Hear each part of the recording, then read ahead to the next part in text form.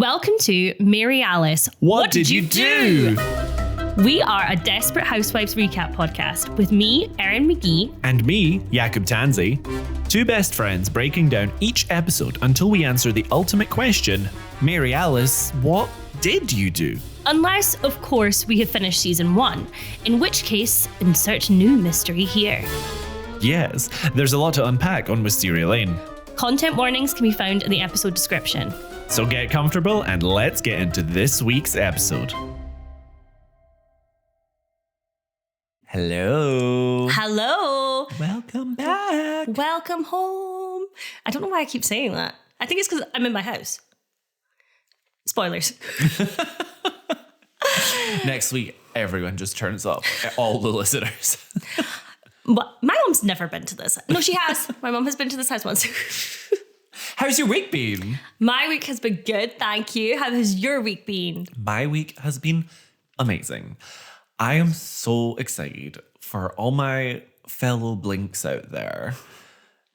We've seen a leak of Blackpink's new song, and I can't, well, not really a leak. They performed it live, and people are posting their concert videos, but the song hasn't been officially released, and I'm excited for it. I really disliked their last album, so I have so much hope for this comeback. So Blink is the collective term for Blackpink. No, it's the fandom name. Okay.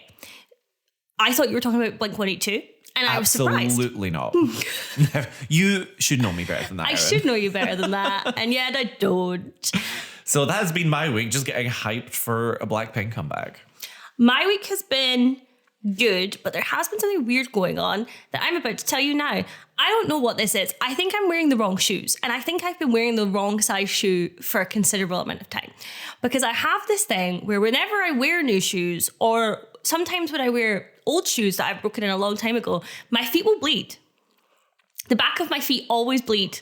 Honestly, it looks like a crime scene on both sides. And this has happened to me so many times. I bled through a pair of Doc Martens. You could see the blood on the other side. And you thought this was normal? It's not that I think it's normal. It's just, it always happens. And I think I need to, I don't know. I think there's something wrong.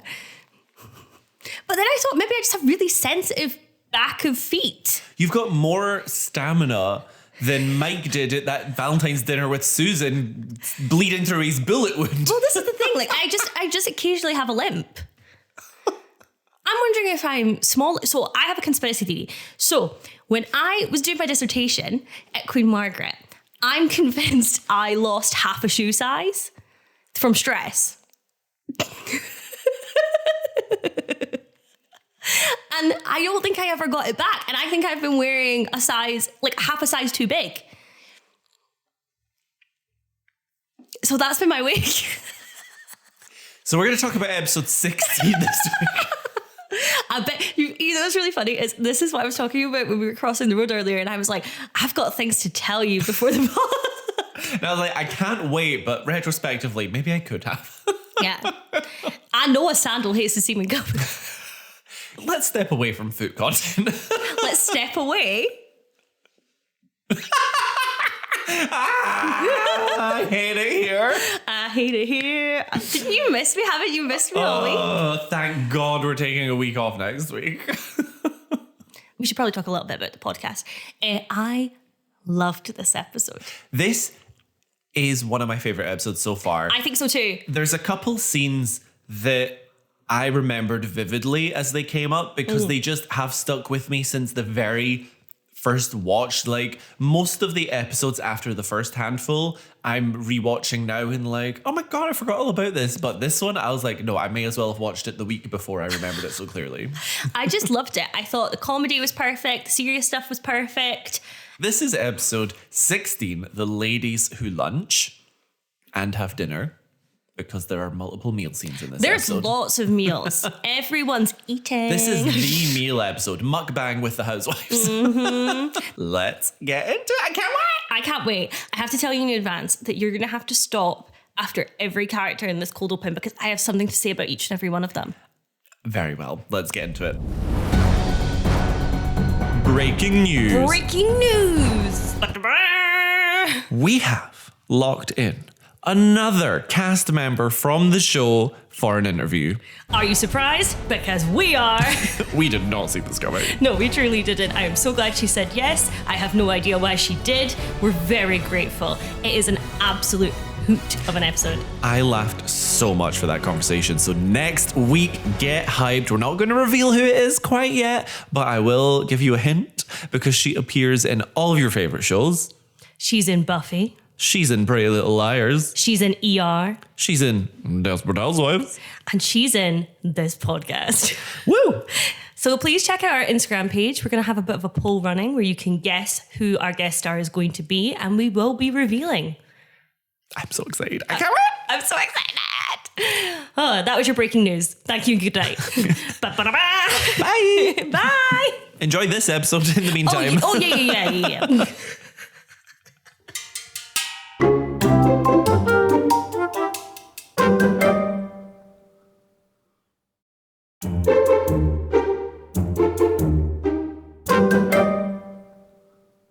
Mary Alice voiceover starts off by talking about scandal.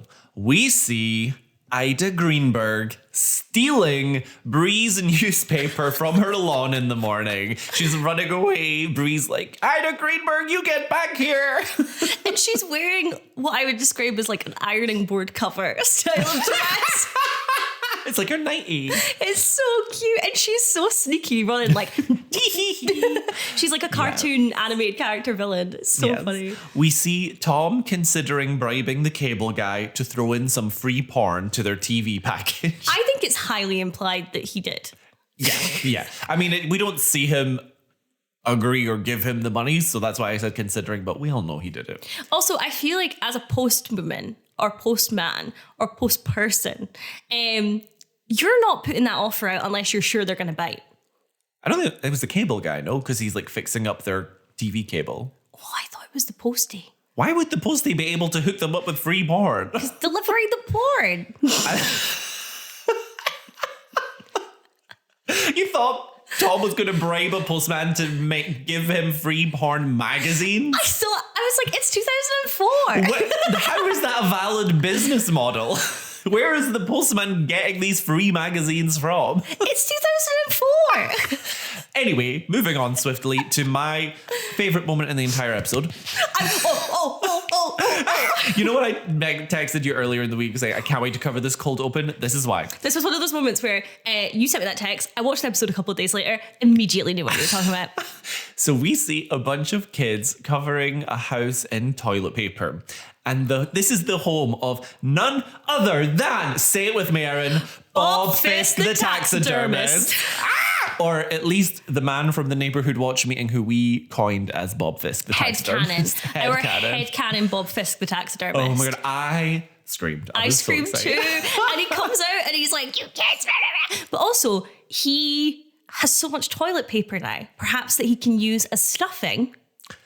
For his taxidermy. Those kids were doing him a favor. A favor. Yes. Also, I can't remember what crime he speaks about when he's first introduced, but is it to do with TPing? No, I don't think so. Because all I was thinking about is all the crimes that are committed in this moment and the neighborhood watch meeting acting like nothing like this had ever happened before. Well, these aren't crimes, these are scandals.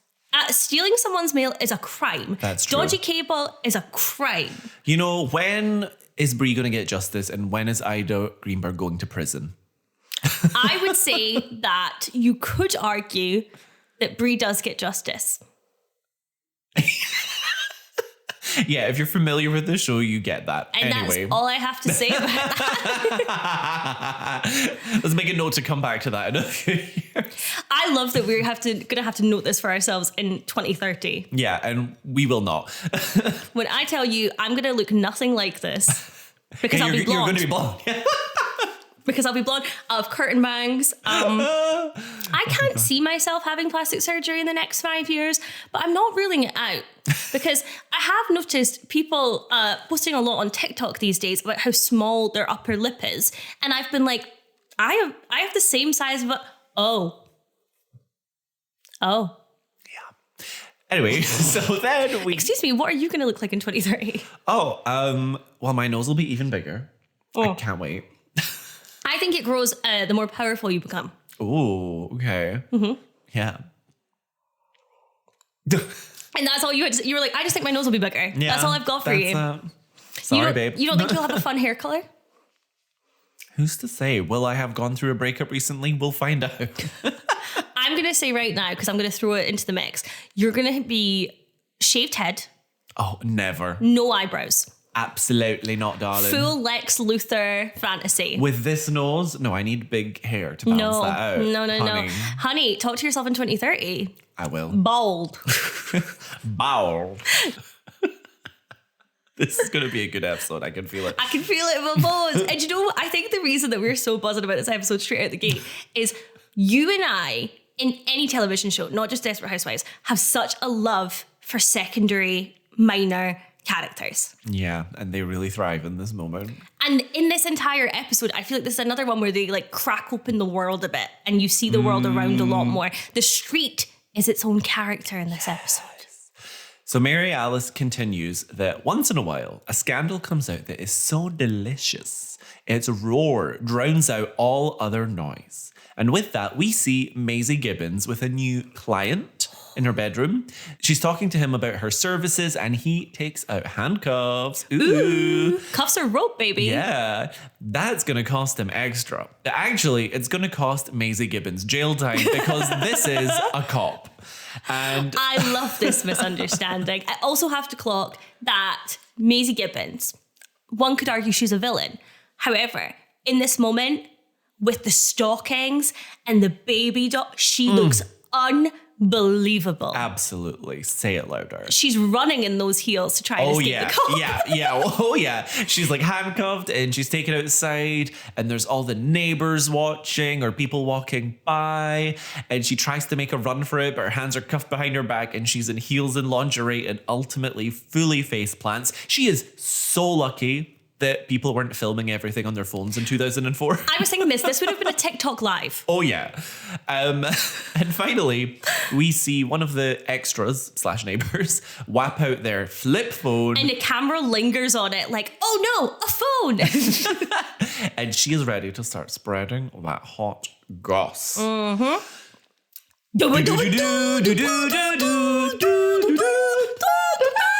I don't know what that was. I think I was going for like a scat. You kind of, in more of the recent episodes, you kind of go for almost like a dubstep remix with the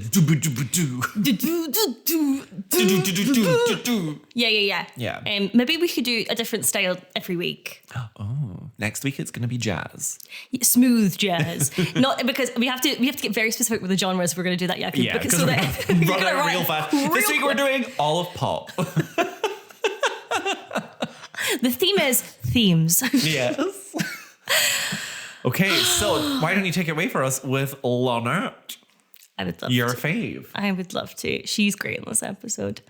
After we see that Maisie doesn't go down without a fight, we see her in the car being taken away. This random woman called Tish, to which I say, are these the Never Seen Again book club women actually being seen again? Oh, I choose not to look back and find that out. Okay, and I like that for you. So basically, it's Tish is spreading the rumor. People are going around. We see the lollipop women talking about it. We see everything until eventually we see it kind of start to make its way to Barcliffe Academy, the school. What else is going on at the school? There is an outbreak of head lice. And the creepy parents are out for blood. Before we get into that, I just want to say that in the montage of people spreading the goss, Ida Greenberg's in there too, and she is thriving. I love Ida. I love everything about Ida. More soon. Yes. So yeah, the creepy parents are at Barcliffe and they're out for their blood because their perfect children have been given head lice and they want to know who patient zero was. They want the source of the outbreak. I say let's calm down. But unfortunately for Lynette, it's at that moment that the evil twins come back in and they are both scratching their head and making it very obvious. And they are a very easy scapegoat. My main note on this scene, Jakub, did you have head lice as a kid? Oh, for sure. We all did. I definitely did. And I remember it being like the letter home that was like, there has been head lice noted in the classroom. I don't even know if we got a letter. It's like, you've got nits, you get Or maybe there was a letter and I was too young to even know what was going on with We that. definitely, I remember very specifically multiple letters going home about the knit situation. Also, did you call the parents at the start of the scene the creepy parents, or did I miss Yeah, I it? did. Okay. The reason I called them the creepy parents is I think that it is creepy, not in like it's creepy to be honing in on which child has the head lice, Sure. to me. I very much agree with what we get to later in this episode, which isn't a spoiler really, but this kind of thing of head lice is kind of inevitable in children. It doesn't matter how clean your kids are. And also, I've got a bit of a thing where this is me projecting. I understand. I feel like in this episode, because Lynette is kind of one of the less privileged parents less financially privileged parents, that her kids are chosen as scapegoats because they're seen as unclean because they are not as well off, and so thus they are creepy parents to me. That's absolutely fair. I just think they're shitty parents. I don't know if creepy is the right word for me, but some negative adjective for sure. Insert negative adjective here. Yeah, choose your own adventure. So, in the next scene, Lynette are delousing the boys together with those really intense combs we all remember. I can feel that exact comb on my scalp. I'm not even kidding. I saw it and I had a flashback, and I could feel it scraping away at my skin. Yeah, it was not a good time. It was a trauma time. Also, then she's like putting the eggs in water. Was that a thing? I have no idea. I chose not to linger on the details of that. Fair enough. So Tom answers the phone to one of the other moms, Tammy, who is calling to cancel her son Topher's birthday party as he's come down with measles. Lynette, however, can smell bullshit a mile away, saying to Tom that after the fortune that Tammy spent on that party, she would call in a specialist from Switzerland before cancelling it, claiming that Tammy has lied to uninvite the twins after seeing Porter scratching his head. I don't like that she singled out Porter specifically. They were both scratching. But anyway, Tom thinks it's another one of Lynette's conspiracy theories, but we're yet to see her be proven wrong on any one of them, so...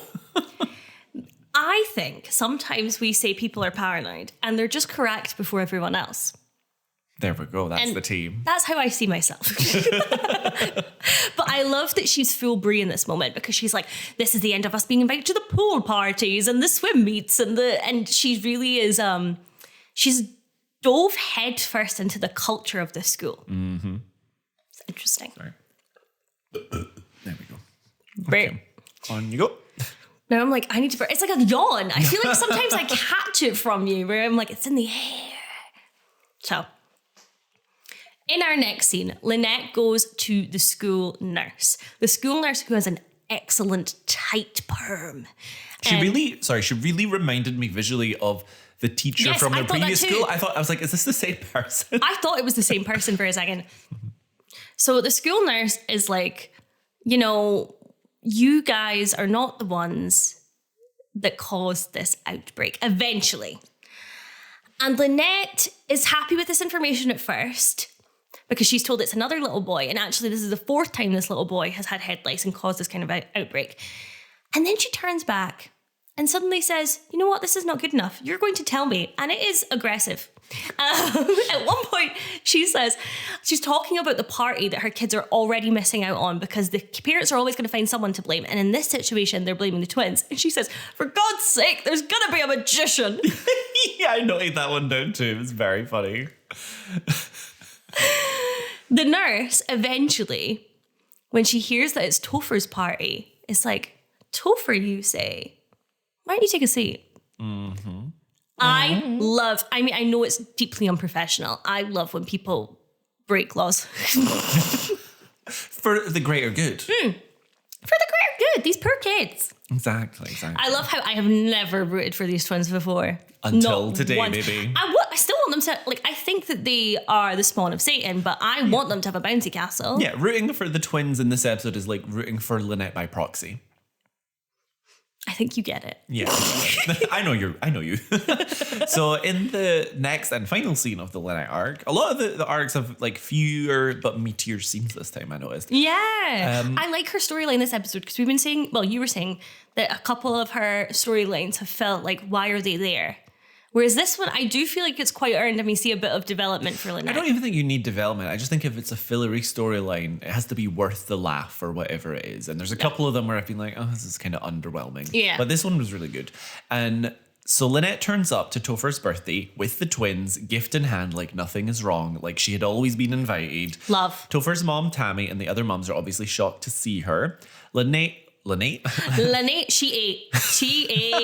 Lynette makes a comment about how speedy Topher's recovery was and encourages the twins to go play, who make a beeline for the bouncy castle. Lynette puts her gift down on the table of other gifts, telling Tammy she got Topher bongo drums and she knows Topher will love them just as much as Tammy will. This is biological warfare. Truly. I mean, I wonder how many people who haven't been around children understand the gravity of giving a parent a loud gift.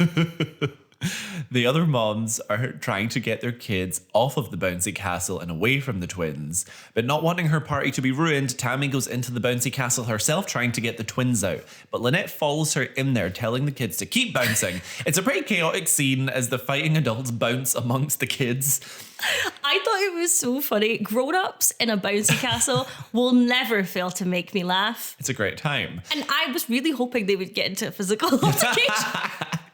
Basically, it all comes out. Yeah. That Topher was patient zero, that Tammy didn't want people not to show up to the party because that meant everything to Topher. So she put the blame on the twins. Lynette's going to tell the other moms the truth about who patient zero is and take back the bongo drums. But Tammy folds, apologising and telling Lynette she'll go out there and tell all the moms that she was wrong about the twins, which Lynette accepts. I think that, as usual, Lynette is quite reasonable. Yeah. Whenever people say, I'm sorry, I won't do it again, or whatever, she always kind of goes, okay. But she also is very protective of her kids, and I love to see it. It's funny every time. Absolutely.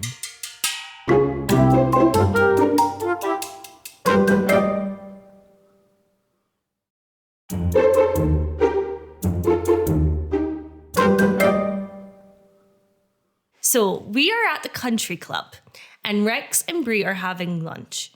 Rex is saying he is still not feeling good, and we as an audience know that it's because George has been messing with his heart medication. He's saying he literally couldn't play golf today.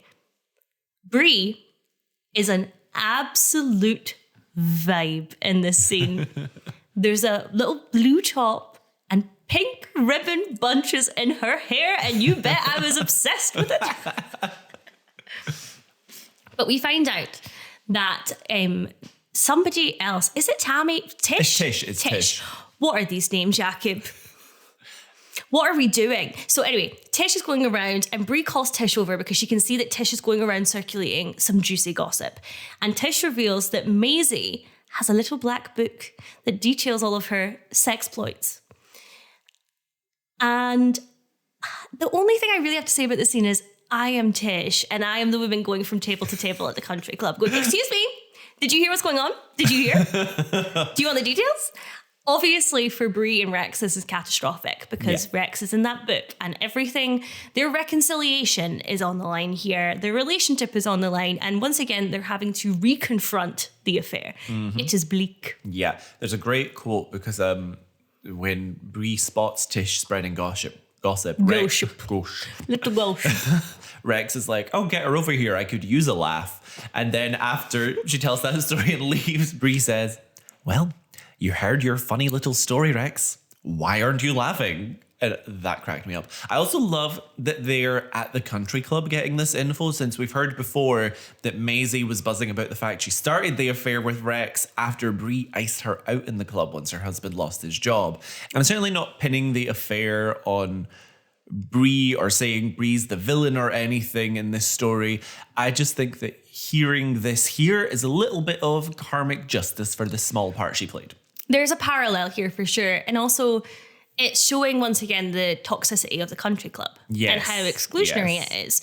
By the second somebody falls short of what they see, everybody turns on them. And we will get back to that. Oh, yeah.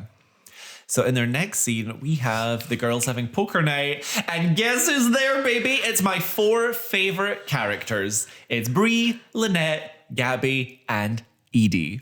I would like to publicly apologise to Susan because we both said that she doesn't invite Edie to poker, and Edie is here and she is playing. And it's a great time.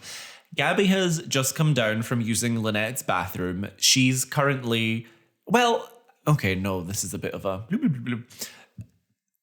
As we'll see later, she's forced to get creative when it comes to her personal hygiene needs. Yes, she's doing like a bird bath. Yeah, she's like washing her armpits, brushing her teeth, etc., taking advantage of Lynette's clean water, shall we say. We'll get back to it. Don't worry about it. I'm not concerned. Yeah. They're once again discussing the drama that is Maisie Gibbons, and it's basically reiterated that Maisie's client list will probably be getting out at some point. Bree looks very uncomfortable naturally when Lynette wonders who would pay Maisie for sex. Gaby responds saying, obviously someone who's not getting it at home. And then there's a very unsubtle metaphor when Bree's kind of in her own head, and someone's like, what just happened? And she's like, the stakes were raised, literally in poker and metaphorically in Bree's life, and she folds. Yeah, they don't do subtlety. We've said this before, and I love that because I can't read subtlety very well. What I really like is that Edie seems very at ease in the poker table. It just feels very natural. She fits in there in this moment. But I also can't imagine many scenarios where she would come across as uncomfortable. I feel like if she ever felt uncomfortable, she would just remove herself from the situation. Yeah, true. The next time we see Bree is in jail. Maisie is in her little visiting area in prison. She's looking great. She suits orange.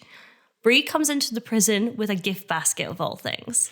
Yes, Mary Alice voiceover says, one should always be wary of visitors bearing gift baskets.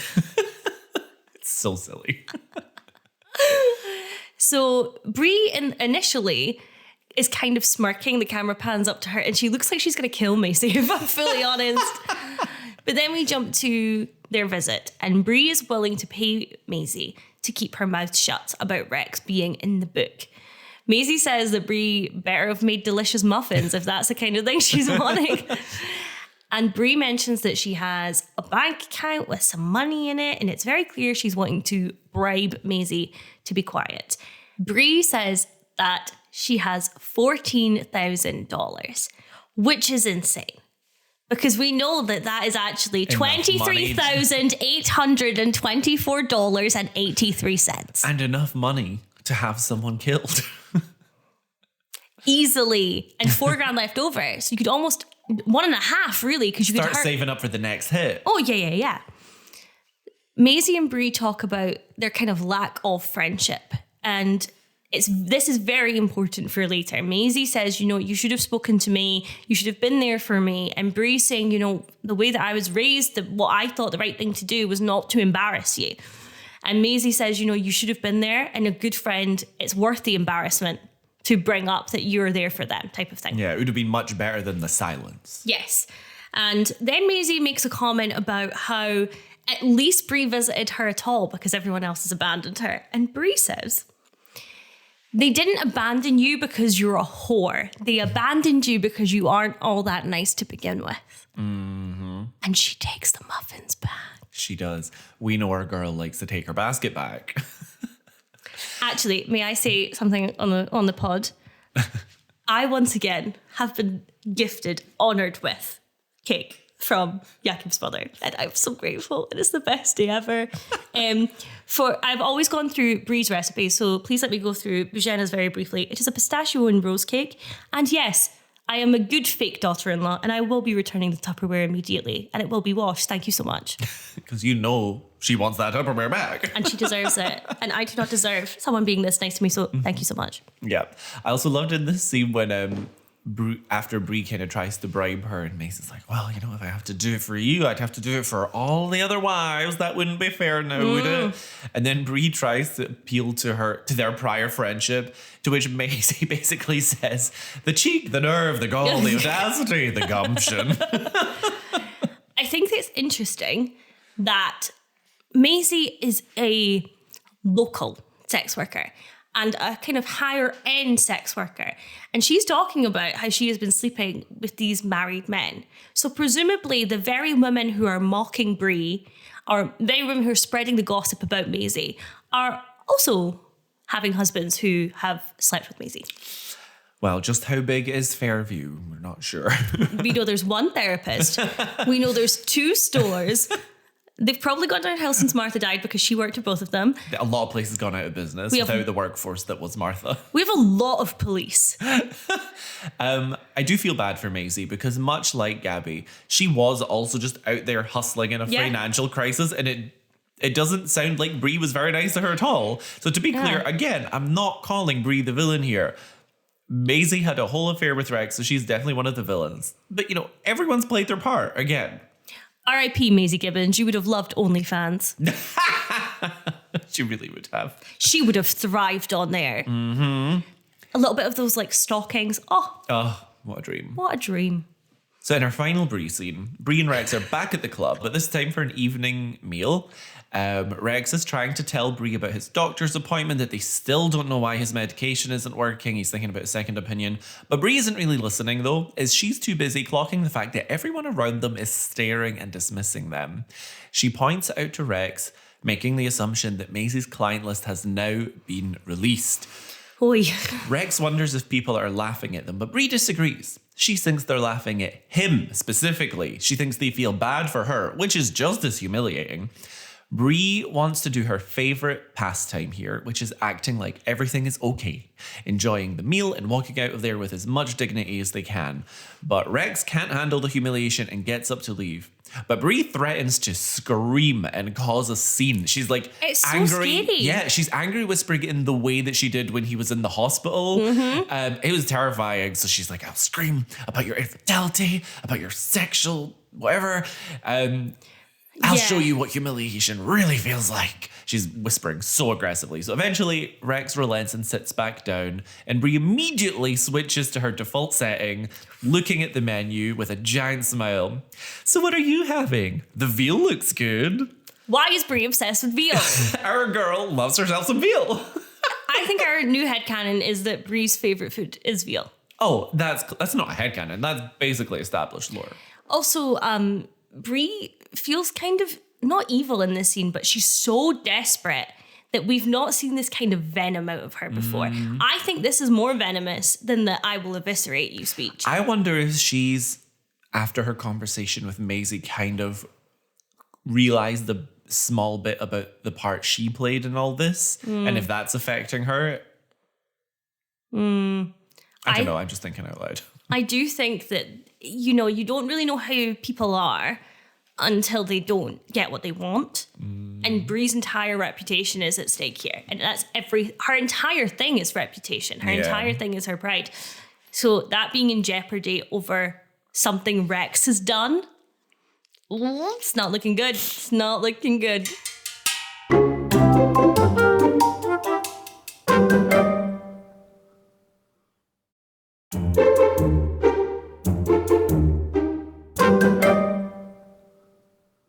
So, Gaby, this is my favorite arc of the episode. This is my favorite arc of Gaby's. And again, Gaby and Carlos work best where they're kind of bickery and playful, and nobody is sleeping with a minor who is now an adult. It's kind of key to the whole relationship, actually. Yeah. I think I forgot how unlikable Gaby was at first in this show for me. And this episode, I was like, I remember why I like Gaby. Yes, we just had to persevere. We just had to wait for 16 episodes. So, something I mentioned to you earlier, but that I'll bring up on the pod, is that someone we know since we started this podcast has watched every episode of Desperate Housewives for the first time. Love. And they loved it. And I think that it is very nice and reassuring to me that someone who is an adult can watch this now in 2025 for the first time and enjoy it and not be too put off by the children and with Gaby and all of this. And it's just nice to know that. And we're reaching the good point as well now, so that's nice. Yeah, we're over. I really hope we're over the hurdle of this. Yeah. So we see a rare scene of a shirtless Carlos. And Erin, not gonna lie, I wasn't very impressed. What are your thoughts? This is the main takeaway from the scene. What are your thoughts? I was deeply moved, close to tears.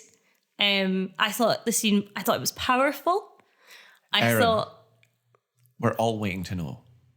What did you think of his arms? They were stunning. They were stunning. So as we know, I think that Paul Young is quite attractive. However, primarily, my main man on this show, because Carl's not in it enough, is my man Carlos. However, when he's being an awful person, I can't be attracted to him. This one, he's just being a wee bit prickly. So I've chosen for this episode and this episode alone to forget that he is at this time spiking Gaby's birth control. We love selective memory. Mm-hmm. So Gaby's in the shower when Carlos enters the bathroom. He goes over. We also need to talk about the fact that last episode you were like, Gaby's not showering, she takes baths. And then we cut to Gaby immediately in the shower. For the plot, baby. So I'm just saying. Yeah. So Carlos goes over to the sink and he's just, I guess, doing like his morning routine or whatever.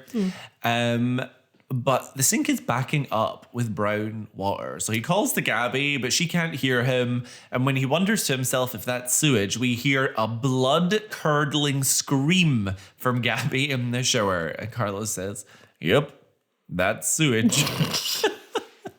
I think the reason that their arc, this episode, works together so well is that it feels like it's them against the world.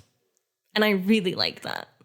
So the next time we see them, they have gotten Mike to do some plumbing work for them. He's out in the front garden. He's dug a massive hole and he's checking all of the pipes, saying that he can do the job to fix it for how much the parts are and whatnot. But it will still be, I believe he says $6,000 or $7,000. Yeah, minimum. And they say to Mike, "We'll let you know." And Mike is unable to take a hint. And this is why he's such a bad detective, because he's essentially going, "Well, I mean, it's kind of important." And they're going, "We've got other things around the house to do." And he's like, "More important than sewage?" Take the hint, Michael.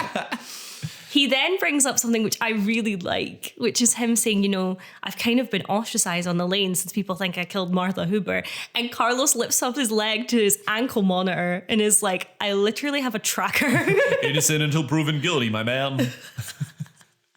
But he's fun in this scene. He is. And I love that after he says innocent until proven guilty, as they're leaving, Gaby's like, "I hope he's more innocent than you, Carlos."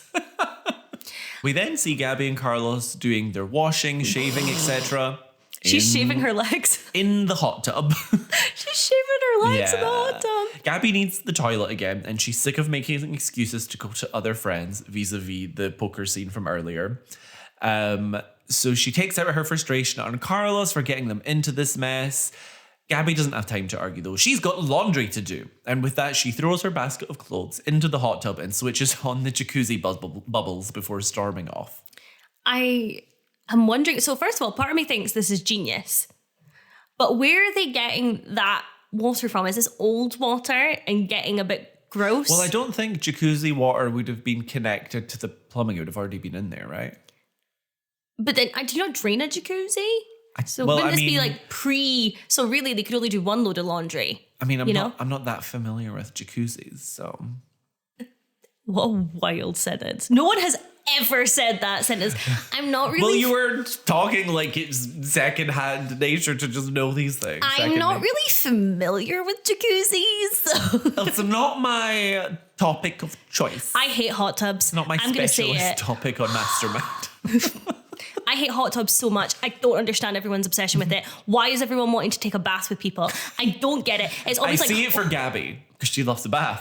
Because she loves a bath. She's like, why not socialize this way? But if I get invited to one more event where it's like, yes, all the gals are getting together and there's a hot tub in the Airbnb, I don't want to take a bath with strangers. I don't want to take a bath with your mother-in-law. The human soup of a hot tub is so undignified to me.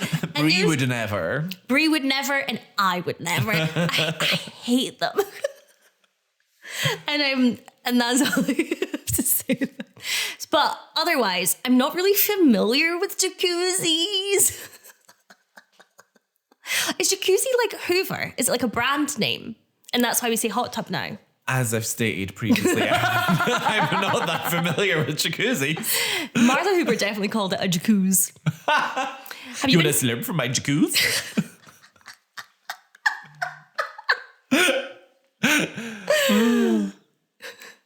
I like it when people stop laughing at the same moment and go, oh. It's our equivalent of yes. Yes. Okay. In our next scene, Gaby is going for one of her classic jogs and she sees somewhere doing construction, which I think is probably Edie's house being built or rebuilt. And she spots a porta potty there. And she spots an opportunity. She is ready to go, in fact, to steal the portaloo. And I love the way she brings it into their back garden and Carlos bursts out laughing and is like, this is why I love you. And it's so nice and it's so genuine. It's so cute. I forget how toxic their relationship is.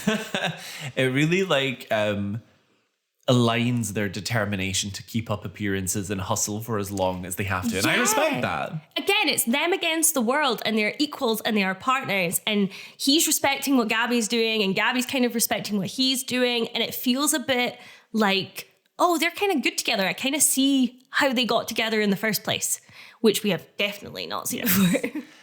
The next time we see them together, Gaby has to go to the bathroom, but Carlos is occupying the portaloo. It's reminding me very specifically of being at Tea in the Park. Yeah, triggered. Gaby goes to Bree's house, and when she leaves, she says that she's using Bree's tile as an inspiration. And I have so much to say about this scene. It's so good. You wouldn't expect this kind of filler moment to go the way it does, but it's great for both of them. First, before we get to that, Gaby is in a gorgeous electric blue outfit. It's so cute. Bree's knitting, and she says to Gaby, is everything okay? And it's very clear that everybody in the neighborhood talks and the jig is up. They hear about the plumbing. And one of Gaby's neighbors noticed that they were doing laundry in the hot tub. And it's a beautiful parallel to what Maisie Gibbons needed. Somebody to be direct about the fact they were having money problems. And it feels like Bree has really learned that lesson from Maisie Gibbons. I actually didn't breathe. Girl, breathe. Go breathe, girl. Gaby is very defensive at first, saying, you didn't tell us about Rex. And we do see that lesson that we've been talking about with Bree from the beginning of if you want your village, you have to be a villager and you have to be equally open with people as they are with you. And these friendships have to be equal. It's not about the power dynamic that she has in her head that she has to keep up this perfect pretense all the time. Gaby says that she thinks friendship is ignoring the bad stuff. That good friends will ask about it, but great friends will pretend it never happened. And there's a theme in this episode of what friendship is. And I actually really like where it goes. But in this moment, that's such an abysmal mindset to take with friendship. It's awful. I mean, I think that most of the time, if you surround yourself with, the yes man, then you are never going to grow as a person. Yeah. And you are a reflection of the friendships and the company that you keep. And that's just the way it is. In the same way that if your friend does something awful, there is a way to hold them accountable for that and be there for them at the same time. And that's what you have to strive for. Yeah. It's not just laughing about it. And it's not ignoring it entirely. It's that happy medium. I think Susan and Gaby had a moment that demonstrates just that before when Susan found out about John the Child Gardener and was very much calling Gaby out on it. But at the same time, when Carlos got arrested, Susan was there for her kind of thing. Yes. And I think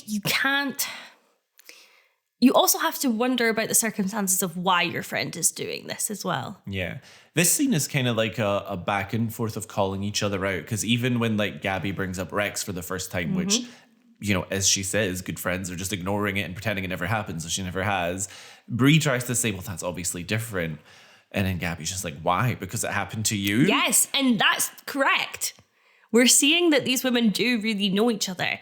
And the way the scene ends isn't great.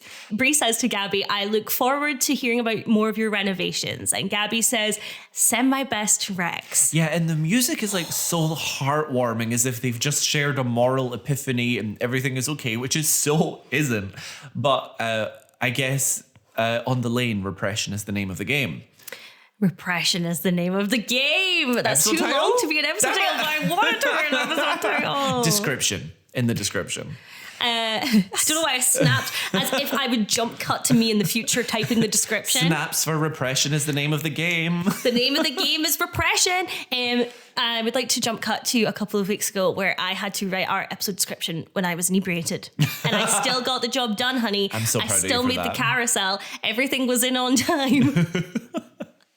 This girl is a pro. Yeah, this girl is So in our final Gaby scene, we see Bree turn up to Gaby's lair. I think the same day because they're wearing the same outfits. Yeah.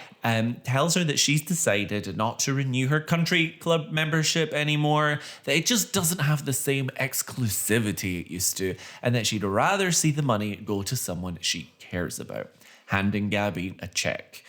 And Gaby says she can't accept it, but Bree responds with my quote of the week, which is not a funny one for once. It's just really incredible. It's really nice.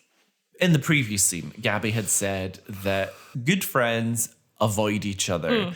Great friends act like nothing has changed or nothing is wrong. Nothing ever happened in the first place. Nothing ever happened in the first place. Yeah. And in this scene, Bree says to Gaby, good friends offer to help in a crisis, and great friends don't take no for an answer. Yes. And Gaby assures Bree she'll pay her back every penny. Bree isn't concerned, telling Gaby to take her time. It's so heartwarming. And that quote specifically has been burned into my mind since I was 15, because I literally vividly remember this. I have always done since then. And because it's just so easy in life to make empty offers of help and then never follow up. So that has always stuck with me.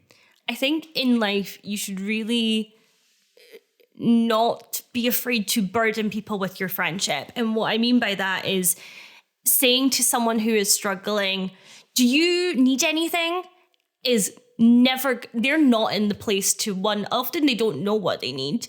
And two, they're usually so vulnerable that they might not be able to ask for help in the first place. So this great friends don't take no for an answer, I also interpret as, show up.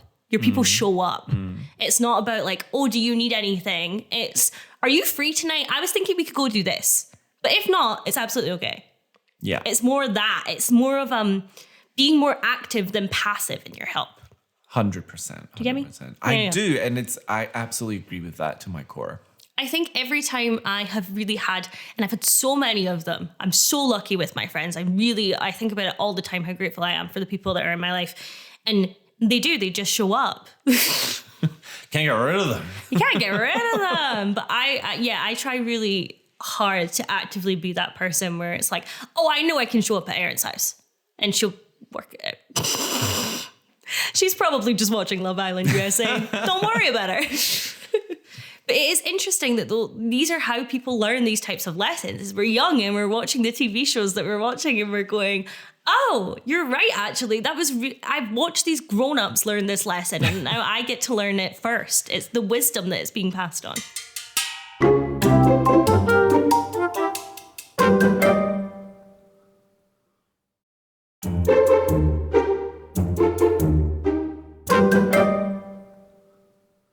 So we see Lynette leaving a voicemail to Susan, who's heartbroken from the previous episode, saying that she's ready to spill the dirt on Maisie Gibbons, so Susan better answer the phone. And again, Lynette's doing the showing up. Lynette's talking about the poker night and the opportunity, and she's giving multiple points of contact for Susan, but also seeing whether or not she's ready. Mike has also left a voicemail, and we cut to Julie being there, who offers to stay home, and she looks so cute in this episode as well. Susan calls her and Mike just a fling, even though they exchanged I love you. So it's very clear that Susan is in denial and lying to herself a bit. And Carl pulls up outside. And Susan says, I know that you're really looking forward to this weekend, so don't stay after Julie offers. Julie offers again. And I really like seeing Susan trying not to be as dependent on Julie and stand on her own. And I equally love, because Julie's a caring person, Julie turning back and going just for an extra hug before she left. Yeah, it's very really sweet. It's so lovely. And I'm rooting for Susan here. I'm rooting for her going, you know, my last heartbreak, I was too dependent on my daughter. She has expressed that to me. This one I need to do alone. Let's hope this time it sticks. I don't think it does, but I think it's also worth noting that when Susan starts to play Mike's voicemail, she doesn't let it finish. She hangs up on it because she's still determined not to give him a chance to explain himself, because as she said previously, she knows that he'll worm his way back into her heart. You do get people like that though, where you're like, if I let you talk to me, you will convince me. Some people, it's just like, my friend Emily says this a lot. Hello, Emily, friend of the pod. That she once compared to someone's voice being like silk. Like they can it's just silk coming out of their mouth. They can get their way out of anything. And it's always stuck with me as kind of visual. So Edie is at Paul's place dealing with some paperwork now that Paul is no longer selling the house, as we know, because Zach is essentially forcing them to stay put on the lane. Zach's scary. Yeah. As he's showing Edie out, she says that she still has his key, but that she'll drop it off tonight or that night. Paul tells her that he's away in business and Zach is in Mount Pleasance. Is that where Zach ran to after the pool party? You know how he just ran into the night? Yeah. Did he just end up in Mount Pleasance? Also, how far away is Mount Pleasance from Fairview? Who knows? Is Fairview a real place also? Is he saying, like, has he got a little Zach tracker? Yeah. And he's like, Zach's still running. He's currently hit Mount Pleasance. Edie, I'm surprised you've not mentioned this, looks absolutely breathtaking in this I think scene. I'm just used to her looking breathtaking now. It's like normal for me. Is that like when you look at me and you're just so distracted, but like it's become so normal? That's why I'm so focused on my notes right now. If I look up, I'll just lose my place. But she's got this gorgeous orange number. It's kind of what you would wear to the club. I'm not gonna lie. And she gets a great couple of one-liners in this scene. Edie makes a sexual innuendo suggesting that she keeps the key to come over, wink wink, but Paul is confused, so Edie clarifies saying, "It's a joke, Paul. I know your wife's dead and all, but it's been 6 months. Lighten up." She also says at one point about real estate, part of the business, I expect to get screwed over. And as she's about to walk away, Felicia enters the scene, giving Edie a necklace with her name on it that she found among Martha's things. And Edie gets nostalgic of her and Martha stealing each other's things, and it's very cute. It's so funny. I miss how we used to steal things from one another. Paul takes the opportunity to probe about the fact that the police have Mike as a suspect in Martha's murder, but Felicia's completely convinced of Mike's innocence, making a comment about how if he were clever enough to wear gloves to avoid leaving prints, would he really leave blood-splattered jewelry lying around? I say yes, because we know that he's a shit detective in person at doing that kind of thing, but Felicia doesn't know that, so fair enough. She then playfully asks Paul, is that what you would do if you killed someone? And Felicia has her patented grin on her face. Clearly, she's been in the know that suspicious Paul Young is suspicious. She is dark Brie, because she's doing what Brie usually does and completely changing the tone of the scene. Yep, I mean, ever since Paul denied Mary Alice / Angela used to be called Angela or worked in Utah, that gave off suspicious vibes. So Felicia's curious about that for sure. She should have just said... he should have just said, you know, shit happens. Yeah. So yeah, very unsubtly, Felicia mentions that there's an antique store to Edie that's based in Salt Lake City, asking if she's ever been there. And naturally, Edie steers clear of Utah. Too conservative for her. Yes. But Felicia whips her deadly bob around to Paul to ask if he's ever been, going on to say that she used to live there when she was a nurse. She wouldn't have been clearer looking at Paul and saying, I know. You know what she said? I know what you did. It makes me sick. I'm going to tell. It's been a while since I've done that. I know. We see Paul watching the tape, it's called Utah Angela's Award Party. Very weird thing to name a tape, whatever. And Angela, aka Mary Alice, is being presented with some sort of nursing award, and it's like a creepy cut to Felicia, who is also there, and Paul, pre-Bob. She is wearing, I would say, a Lisa Rinna wig, and it is hilarious. But Paul pauses, and it confirms for him that I keep saying it, the jig is up. This episode is The Jig is Up.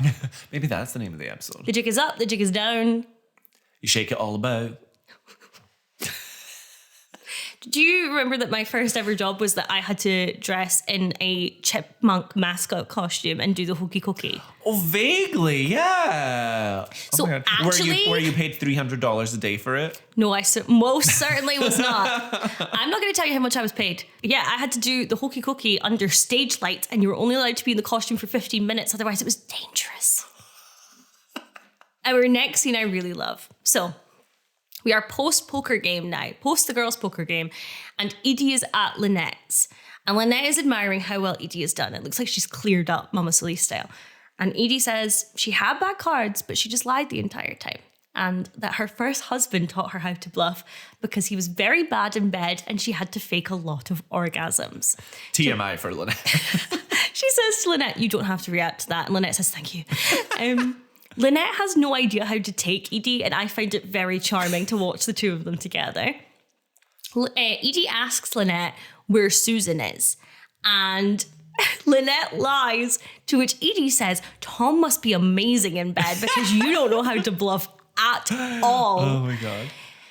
Eventually, Lynette mentions that Susan is completely heartbroken over Mike, and she probably wouldn't have told Edie that because it's probably something that Susan only wanted close friends to know. And when Edie says, I'm Susan's friend, Lynette basically tries to start a masterclass to Edie about how to be a friend. Here's my TED Talk.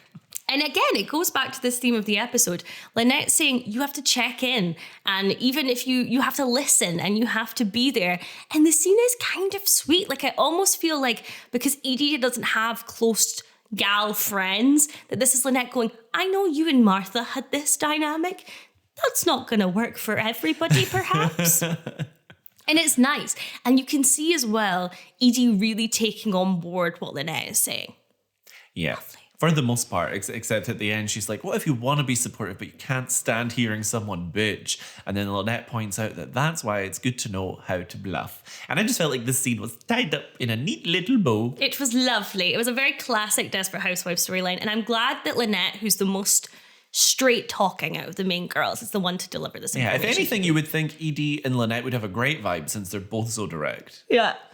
Or maybe that's just like... not a good vibe if you've got two people like that in the room, who knows? I think that Lynette and Edie would maybe not work as friends because I don't think Edie really would have a lot of time for Lynette's problems with children. That's very valid. We know that Edie's a mother. And yet we have not seen a child. Yeah, maybe the child's made up. There has to be a fake character on this line and I will find them. In the next scene, Edie visits Susan, who is busy decluttering her house. I suppose in an attempt to have some order during such a messy period of her life. This is a very womanhood, girl-coded thing. I don't know if you know this, Jakub, of I am going to completely rebrand myself after a breakup, and I'm going to either paint something, craft something. I am going to give myself a haircut. I am going to take everything out of my house that I don't need anymore because I'm going to start again because this is a rebranding for me. Yeah. And one of the things she's taking out and shows off is the wildest hat. Like one you'd see a woman wear to like the races or one might wear to a royal wedding. But Susan got it on holiday and she says it made sense at the time. Edie wants to talk Susan into going to a bar with her in an attempt to be a supportive friend. Susan is resistant at first, but eventually agrees, going off to change her clothes. And throughout this scene, Edie continues to tease Susan, but she takes it all in stride, and they really do seem to have a really cute frenemies vibe going on that we've seen before, and it's back. It's just kind of somewhat understood between them that this is the vibe, and I like it. I like it too. Edie's saying, don't worry, I'm not going to date him, like about Mike. And I think she's saying, you know, I've been heartbroken before. She's trying to empathize with Susan. She's saying, you know, this is what you do. You put on a short skirt, you go out with your girlfriend, you get drunk at a bar, you maybe kiss a man in a dark alley. And even though Susan's instinct usually is to be defensive towards Edie, and we see it in this scene, Edie doesn't take it offensively. She's like, come on, get up. She smacks her on the bum. She's like, do something with that hair. And I really think that I love that Edie really listened to Lynette, and also, without hearing it, really listen to Gaby and Bree's conversation of, you know, what we were saying, friends just show up. Don't take no for an answer. Don't you are coming to a bar with me. Exactly. In some ways, it's better than what Lynette was doing. Even though Lynette is a great friend, and from what we were seeing, is Edie just showed up anyway. We get to Edie and Susan having their girl night out at the bar. There seem to be a few bars in Fairview, which I enjoy. They have a thriving nightlife. We have all been there with somebody who is in the bar after a breakup, and you are doing your best to get them hyped and on board, but they are, dare I say, depressing. It's part of the course. They're not fun to be around at this time. You have to show up anyway. And Susan is very much cynical, brokenhearted, drunk as a skunk. Edie is kind of comforting Susan about Mike, which I think is super interesting because from Edie's perspective, Susan is upset about a man who killed her best friend. Oh yeah, I never thought about it that way. Damn. It's really interesting and I think quite selfless from Edie to even entertain when Susan is saying, I don't think Mike did it. And, you know, Edie's going, well, then who did? I don't think Edie thinks Mike did it either. Otherwise, I feel like she'd be more up in arms about Mike actively in general. Maybe. I think she's more just like, well, what is the answer then? And Susan straight up offers Paul Young's name for suspicion because suspicious Paul is suspicious. As we do know. And then in this scene, I love Susan. I think this is one of her best scenes because she is drunk. She is spilling all of the tea. She's going through everything. She's like, and that was on the letter. And then Dana. And then, because Zach murdered Dana and Paul told me. And Edie is just the equivalent of the Mum and Friends being like, that is a lot of information to get in 30 seconds. She says, what the hell kind of street do we live on? My favourite bit is when she goes, Mary Alice was being blackmailed, and we realise how much Edie has not been privy to on this lane. It's very good. It's so, so funny. And she just takes another drink. And again, no judgment from Edie, no nothing. Until eventually Edie goes, well, you know, I have Paul's key. We should sneak in. And Susan immediately is like, yeah. And Edie's going, you know, I was Kit, but no. The gals it's an iconic duo moment. And they're together. Yes. They're doing their Velma and Daphne, Scooby-Doo, solving the mystery. Hell yeah. I also like that Edie flags the previous scene with her and Felicia and Paul, noting that Paul was clearly trying to shift the blame onto Mike. Edie is very intelligent and Susan is very intelligent. And in some ways, it's nice to see them kind of theorizing together. Think about how quickly they could have solved the mystery on this lane if they just let Edie come to poker night from the beginning. It'd have been a very short season, though. Oh, 2 episodes. Just a limited series. Netflix would love it. It would be a full series on the BBC, i.e. 6 30-minute episodes. And it would have been over the span of 30 years. We'd be like, we were right on time to recap this podcast. They're using CGI to de-age the cast in like a decade's time. Oh my god. Oh my god, Penny the baby is like Renesmee. We're like, what? She's like a mannequin doll. Oh my god. Susan and Edie enter Paul's empty home, looking around for anything suspicious. Edie immediately gravitates towards a decanter of whiskey, which she takes a sip of. Love. Susan is going on about believing in evil and how much light Mary Alice brought and that something awful happened here, which she can sense. She's a bit tipsy, I think. She's rambling a bit. And we get my quote of the week. Oh, yeah, go for it. Which is, do you believe in evil, Edie? Of course I believe in evil. I work in real estate. She's really not selling real estate as a good place to work in this episode. Ironically, for someone whose job is selling, she is not selling her career to us.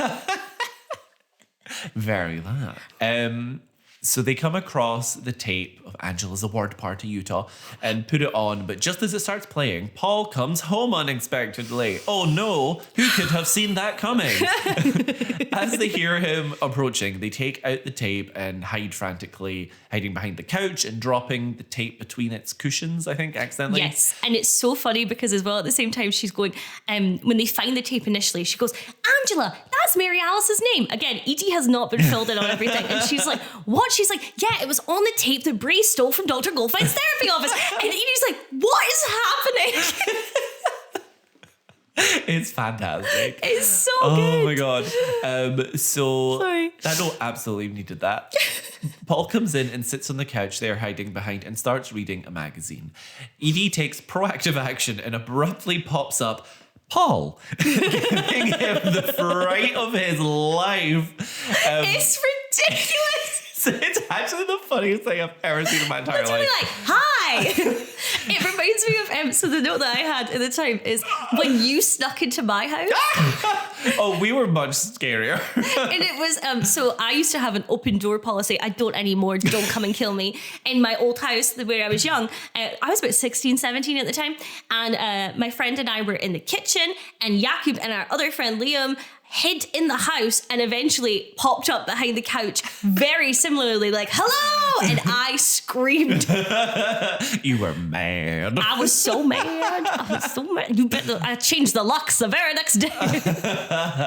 Oh my God. So Edie pretends she was returning his key and that she was about to leave a note, but Paul doesn't believe her given how late it is.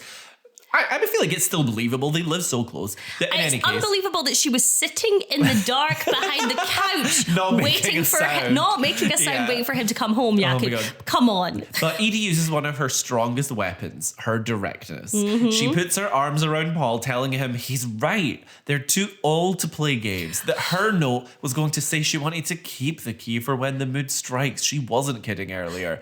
Turning him to face away from the couch in the process.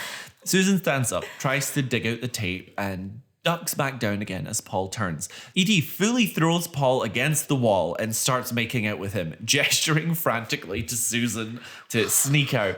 I love it. Prompting her to commando crawl away. So outside we see Mike throwing out the trash as he sees Susan crawl out of Paul's on all fours, taking the opportunity to go over to her. But back inside, we see Edie, now that Susan is gone, stop making out with Paul and excusing herself, apologising for obviously making him uncomfortable. But as she goes to leave, Paul stops her, saying he's not embarrassed, and throws himself at Edie. And it is iconic. And we don't see Edie again in this episode. So did they hook up? I think they did. I think they did, because Edie commits to a bit. And this would not be a big deal to her, I think, to hook up with him. I think that, Paul is a lonely man. It's been 6 months since Mary Alice died. And this beautiful woman has thrown herself at him. And I think he's like, you know what? And I would like to say, from Edie's perspective, you don't really see, she seems surprised. We don't see if she's happy or sad about the situation. She's primarily surprised. But Paul's a good looking fella. I mean, yeah, that's what you continue to say. No. These are facts. The moment where he's like, I'm not uncomfortable about it at all, and pushes her up against the door and kisses her. And you pushed yourself against the screen and kissed him. I was scratching at the screen like a dog that hadn't been allowed in the house. Arr! Paul, call me. It's been 6 months since your wife died. I'm here. We wait. I mean, yeah, I do really find him attractive in this run. I must say, age 9, I didn't. Age 9 was terrified of him. So, very scary man. That's fair. Age 9, I don't think was attracted to anybody on the lane that I remember. Age 9, were you attracted to people in general? So, this is a good question. My first ever crush, or I guess like a diluted version of the crush when you're starting to work out what a crush is I was 5 years old and Big Brother was on television. And my mum says that she vividly remembers watching Big Brother's Little Brother and Dermot O'Leary was on it. And I pointed at the screen and went, he's cute. But at the same time as well, did you ever watch Saved by the Bell? No. There's a man on Saved by the Bell. His name was Zach. And he had a girlfriend called Kelly, played by Tiffany Amber Thiessen. And I used to phone Kelly on my fake phone and be like, Zach's mine, and hang up. I'm obsessed with that. He's the only, to this day, Zach from Saved by the Bell is the only blonde man I think I have ever been attracted to. Do you remember your first crush? Probably. Well, Like celebrity? So I'm tempted to say Hayden Christensen in Revenge of the Sith, but I never explicitly was like, oh, he's cute or I like him. It was always just like, I like this character. He's cool. And I couldn't quite put my finger on why. But I think when I look retrospectively, it's pretty clear that's what it was. Anyway, so Mike approaches Susan. Please go on. Please go on. Okay. So we've got Mike and Susie Q. Susan is very neurotic and charming during this scene, and she's talking about all the opportunities that Mike had to tell her the truth because he's saying it was never the right time. And she's saying, every time we went to the movies. Every time, many times, I'm obsessed. I was cackling. Oh. Mike has a Cineworld card, as is pre-established. We get it, writers. Stop throwing it in her faces. It's the fact she said every time we went to the movies and this happened, which means they went to the movies so many times and also to that specific genre. But I love her way she's like, every time we went to the movies and the bad guy killed someone, you weren't like, I've also killed someone. I think she's at her best when she is this like strong neurotic as opposed to the kind of damsel in distress neurotic. I really enjoy her this episode. I think she also still has some leftover liquid courage from the bar going. Definitely. He goes to tell her the truth again, and she once again says, it doesn't matter. I think you'll find it does. Well, she basically says it doesn't matter because she'll never believe anything he ever says again. But then he kisses her, and it does seem like a really good kiss, but it's just a bit dramatic for me. It's very Edward Cullen. It's very kissing, and then he runs away. He basically is like Zach Young scuttling away to Mount Pleasance. Maybe he'll meet Zach there. But I wrote that Mike uses his power of doing very little. Because it's got the same energy of like him kissing her before and then Susan being like, you just told me everything I need to know. And I'm just like... Mike is the equivalent of, have you seen the old video of Dua Lipa dancing? Yes. He is, yes, king, give us nothing. At all times.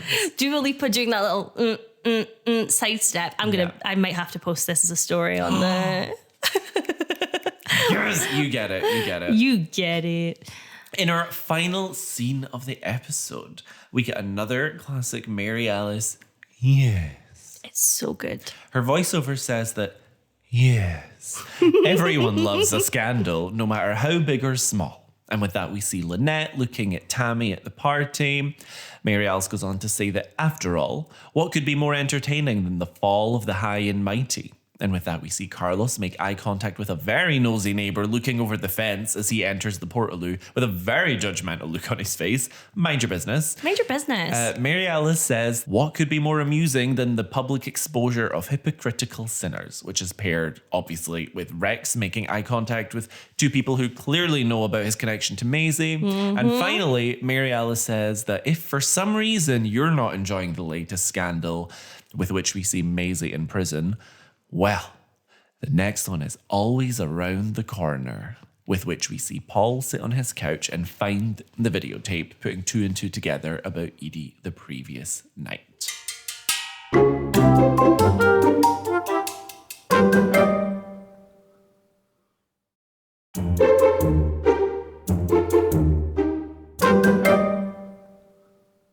I liked Mary Alice kind of addressing us, the viewers, directly. Like, if you're not enjoying the latest scandal, and you know what, girl, I was enjoying the latest scandal. I was loving it. What a dream. I also feel so bad for Maisie at the end there. She's in prison. She's all alone in the corner of the room. She looks so depressed. And like, she was a villain for sure, but she doesn't deserve to be locked up. But you will see her in a couple of years' time on Orange is the New Black. That left a sour taste in my mouth at the end of the episode because I know that I'm pretty sure that's the last we see of Maisie. Yeah. And it's like, damn, she just left to rot there. It's so sad. It's not fair. I wonder if they tried to make it better by giving Brie that line about how Maisie was never nice to begin with. It's to try and like almost. But I don't know. The other thing I wanted to talk about, and I forgot when the moment was up, because this is such a strong episode. There's so much in it. Is the Brie and Gaby conversation where Brie is giving Gaby the money. Yeah. She says that she will no longer be attending the country club, which is exactly what Maisie did when her scandal hit, even though it was because Maisie couldn't afford to be in the country club anymore. But Brie is using the excuse of the country club. It's just a really nice... Everything linking up. And also, I would also like to, this is why I brought this back up again, clock the country club as the monster of the week. Absolutely fair. My monster of the week went to Tammy for throwing children under the bus, so to speak. Yes. No, fair enough. And my worst neighbor will absolutely be going to the guy peeking over Carlos's fence, who I can only assume is the same neighbor who told Bree that they were doing their laundry in their jacuzzi. Mind your business. My worst neighbor was Tammy for similar reasons. She was your monster of the week. Like the not inviting everybody on the lane to the birthday party, the lying about the measles, not letting the kids see the magician, and letting the evil spawn twins take the fall for it all. That's very bad neighbor to me. Best neighbor, however, for me, goes to Edie. Always at all times. Because I know that she breaks into Paul's house, but she basically gives Susan an alibi to let Susan escape. She goes to Susan's when she's heartbroken, and she goes to the poker night. What a dream. Best neighbor. What a dream come true. Can we talk about the husbands a little bit? Yes, this is what I have to say about the husbands. I'm so scared. I had a very upsetting revelation watching this episode. Great. Because as a kid, Rex was absolutely my least favorite husband. Mm-hmm. And when I watch it now, not that it's a great batch to pick from, I think Rex might be my favorite husband. Because I think as an adult, you start to realize how much worse some of these things the characters are doing on the show are. Like, as a kid, I couldn't understand some of the more subtle things and the complex things. And it's like, affair bad, Rex is bad. But now I'm like, he has so many moments with Bree where I'm like, he's trying, or the situation seems more complicated. Whereas we look at like, who else do we have? We've got Carlos, who's messing with Gaby's birth control. Mm-hmm. We've got Tom, who we don't need to say anything about. We all know how we feel about Tom. And we've got Mike, who was probably my favorite at the time. But now if I think about dating Mike, I want to blow my brains out. I understand what you mean in terms of the best of a bad hand. It's a bad soup. Yeah. I'm not saying I love Rex. I'm just saying if I'm ranking the husbands. The odds are good, but the goods are odd. Yes. I will say that right now, my favourite husband is Paul Young. I think he remains the best husband at this point. Because of how loyal he is to Mary Alice. And I don't know, there's just I guess when I say the husbands, I'm purely thinking of like main character partners. He's like the antagonist of the season. He's separate to other characters in my mind when I think about it. But I suppose then it comes to, I think if Rex and Bree had a great relationship and he had this affair, I would have him higher in my ranking. But he constantly belittles her.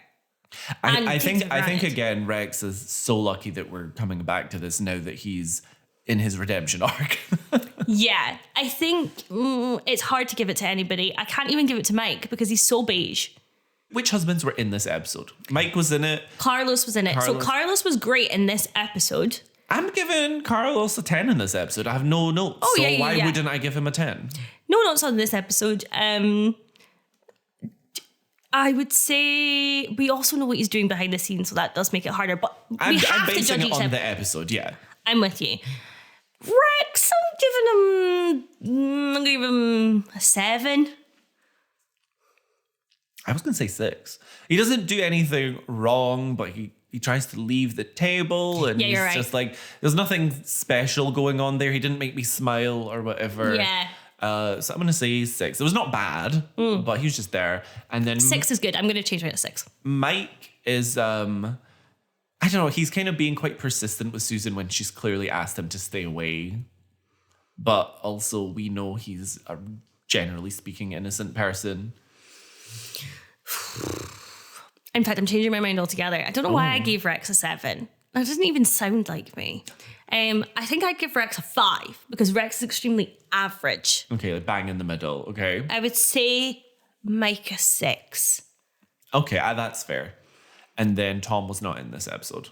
Which makes him higher in my eyes than he probably would normally get. So we're giving him a 3. Also, I forgot about the headlights arc. And wait, Tom was in this episode, yeah. And he questioned Lynette on her conspiracy theory, which turned out to be true. And that's how you get a 3. I'm going to give a 4. He's done much worse. He's done much worse. And if we give this behavior a 3, then what are we going to give the worst behavior? We're not going negatives. So I'm putting 4. Okay, it's below average. Okay, 4. Fine, I will give us room to grow. Also, genuine question for everybody and lovely listeners at home. Anything you would like to see on any sort of bonus episodes, please let us know because we love to hear from you. Absolutely. Any feedback at all is welcome. We're still new to this. We don't know what you like and don't like. Someone told us they were missing the husband section. We're bringing it back, baby. We're bringing it back. We listen to feedback and also because they're our best friends and they scare us. And that's important to know. I love you so much. I love you too. I love everybody who is listening. All our desperados. We love you, desperados. Make your choices. And stay desperate. Stay desperate, besties. Bye. Bye. Thanks for listening to this week's episode. Be sure to check out our Instagram for visuals, behind the scenes content, and more. You can find us by searching for Modded, that's MEWDYD. Or just search for Mary Alice, What Did You Do? This podcast is brought to you entirely by us, Erin McGee and Jakub Tanzi. If you're enjoying the show, don't forget to leave us a review. It really helps us out. Join us next time for another episode of Mary Alice, What Did You Do?